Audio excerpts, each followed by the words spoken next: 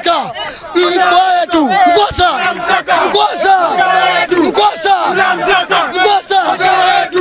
Hizi ndizo shughuli za Ali Yanga.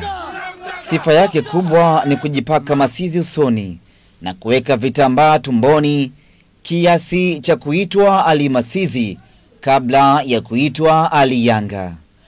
Ali Yanga amefariki dunia Jumanne hii huko Mpwapwa mkoani Dodoma kwenye ajali ya gari. Kamanda wa polisi mkoa wa Dodoma Lazaro Mambosasa amethibitisha kufariki kwa Ali Yanga na kusema kuwa kwenye msafara wa mbio za mwenge kama inavyoripotiwa, bali alikuwa kwenye kampeni ya Fanikiwa. Kamanda Mambosasa ambaye hakuwa katika mazingira mazuri ya kuelezea kiundani ajali hiyo.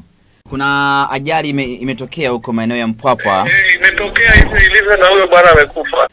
Klabu ya soka ya Yanga nao wamethibitisha kufariki kwa shabiki huyo na kutoa pole kwa familia marehemu na mashabiki wote wa Yanga. Inna lillahi wa inna ilaihi raji'un. Ahmed Ali, Star TV, Dar es Salaam.